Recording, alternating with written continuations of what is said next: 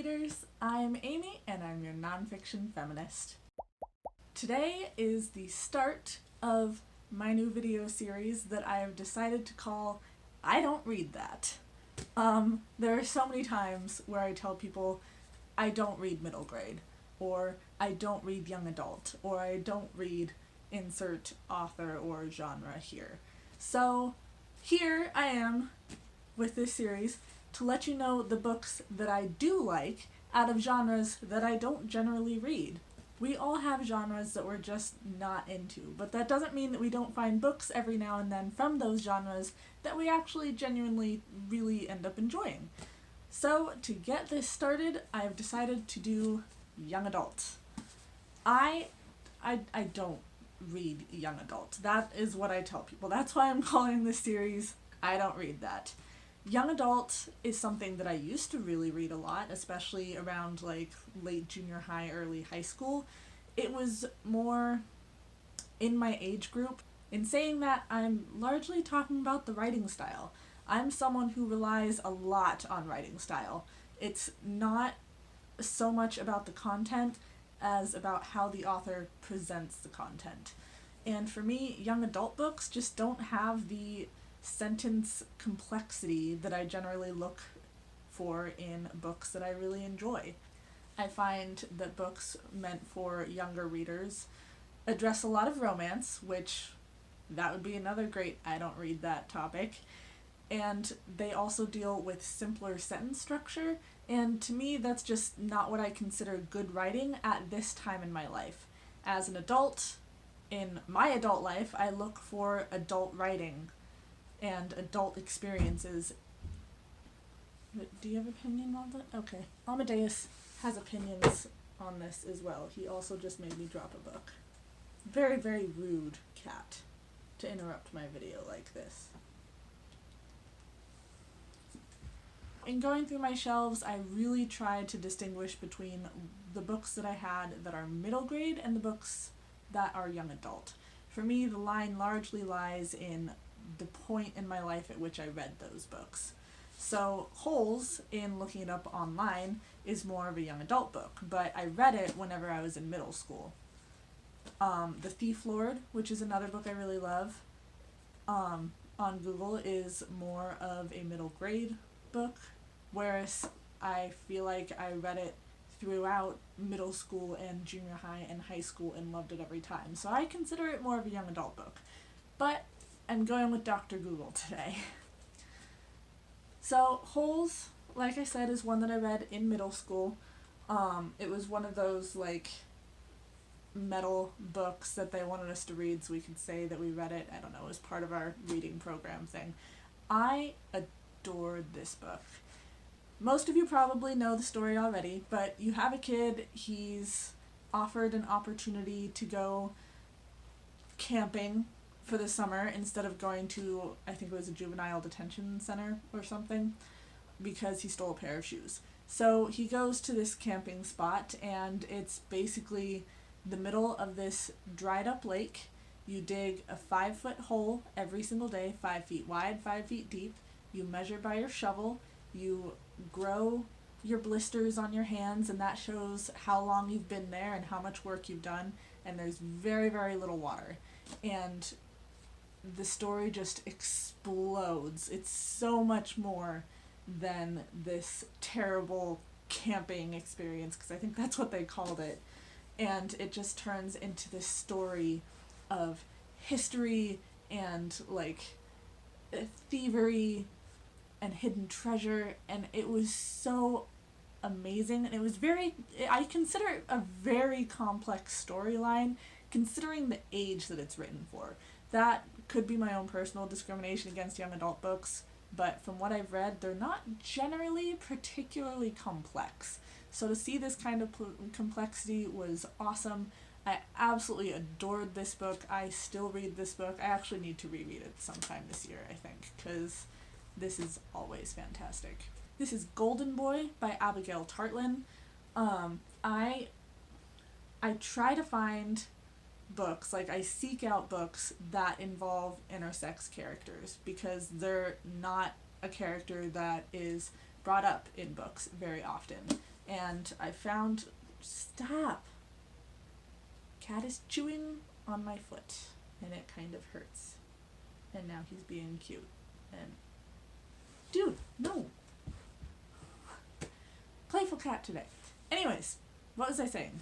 Golden Boy. Found it on Goodreads, ordered it off of Amazon, beautiful, shiny cover, and I loved this, but it's also really heavy. And I will link this down below. There was a video done by Cats and Camera discussing trigger warnings as spoilers, which I think is an amazing discussion. I think in a lot of cases they are spoilers. So I'm going to go ahead and give you the trigger warnings for this book. If you need the visuals, here is the spoiler alert. You can come back to the screen when the spoiler alert is gone. Alright, spoilery triggers for this book. All of the triggers are spoilery. Triggers would be abortion, bad parenting techniques when it comes to being intersex, suicide, depression, rape, which if you're like really, really uncomfortable with it, which it's pretty detailed in this book, what I'm going to suggest is that you just completely skip the first chapter. Because the first chapter is when the rape goes down. If you skip that, you'll still know what happened. You won't really miss out on anything except the grim and dark details. Alright, spoiler alert over. I'm going to repeat this part, though, that I just kind of discussed in the spoiler alert, and it's not really going to be a spoiler because it happens in the first chapter. So, the first chapter discusses the rape that sets this story off. It is fairly detailed. If you are uncomfortable with it, please skip the entire first chapter. You will not miss out on any part of the story except the grim dark details that not everyone can handle. So, yeah, a lot of stuff happens in this book. This book is about a intersex child, raised male, considered the golden boy. He's into sports, he's got the blonde hair, he's got the important family, and then the rape happens and it just snowballs from there. I really enjoyed this. It was tough to get through, but it was worth it. So if you're looking for something a little heavier, and if you're really looking for books with intersex characters, give this one a go. The next young adult book that I really enjoyed was Speak. Speak, I actually initially saw the movie, which is what got me interested in the book. I didn't really know that it was a book, and I had come across the movie on TV in like high school. Loved it. Read the book. Loved it. This is another rape story, and this one is told as a diary. So, girl gets raped at a party. She keeps a diary, kind of just, she's experiencing some PTSD. She's seeing the guy around, like, trying to deal with that, going through her art classes, and all ends up kind of coming together at the end. I can't really talk about it a lot without spoilers, but I loved the way that it was written as a diary. I'm really into books that include diaries and newspaper clippings, and just, I love epistolary books of pretty much any kind. I honestly have not come across an epistolary style book that I have not liked. So, I don't know. I need to challenge that a little bit, but I honestly, I have not found an epistolary book that I haven't liked, so I'm sure I will find one someday, but yeah, for now, I love them all. Speak was awesome. I seem to really pick out the books that have tough topics. Another young adult book that I really, really loved was Girls Made of Snow and Glass by Melissa Bashardust, or Bashardist. I've heard people say it a couple different ways. Girls of Snow and Glass is a Snow White retelling. I haven't read a ton of retellings. I think it's just not something that I come across among the books that I tend to gravitate towards.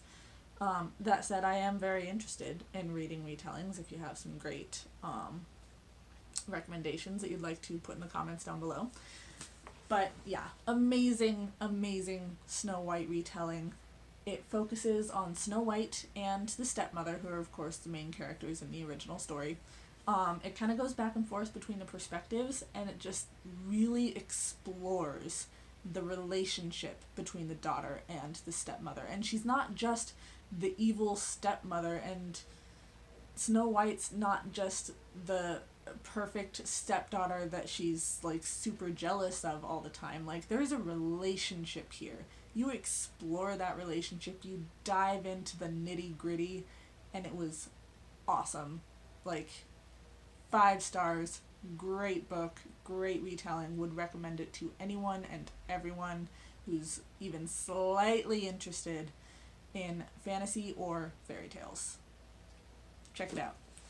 And lastly, I have a book that was actually recommended by the kids at work, and that is I'll Give You the Sun. This is about a pair of twins. There's a big event that happens in their lives, and they go from being very, very close and having an intimate understanding of one another to having almost nothing to do with each other. This book was really interesting in that it switches perspectives. I want to say you have Noah and Jude. I want to say Noah is 13, maybe 14, and Jude is 16 in this book. Now, I did just say they are twins. They are exactly the same age, but the perspective jumps between Noah when he's 13 or 14 and Jude when she's 16, and it's one of those that you start at the beginning and you kind of start at the end and you work your way sort of into the middle to see like what really happened here, what was the cause of this break in the relationship between the twins. I love the way this book describes art. It was awesome. The one thing I did not like was one of the love interests of one of the characters, because he was a total asshole, and that character could have done so much better than that total asshole. I consider him an asshole. I don't think of that as super spoilery, because most YA is pretty heavy-handed on the romance, I notice, which is another reason that I don't really read YAs, because I'm just not interested in romance, like, at all. I haven't been into romance stories since I was in high school. Not counting classics. Classics are a little different for me. But anyways, that's a topic for another day. So, here we are. This is the list of my favorite young adult books, even though I don't really read young adult. So if you don't really read young adult, but you're interested in trying something every now and then, I highly recommend these books. I thought they were all great, obviously, because I'm recommending them. These are also, with a couple of exceptions, pretty much the only young adult that I have on my shelf. So take that as an especially high recommendation. I hope you've enjoyed my first segment of I Don't Read That. There will be more. I might do this once a month. I might do this once every couple months. I don't know yet. Honestly, I promised a lot of videos that haven't actually happened yet. I'm working on that. I promise I'm working on that. So have a great afternoon. Have an awesome mid-June. And I will see you in the next video. Probably on Sunday. Have a good day.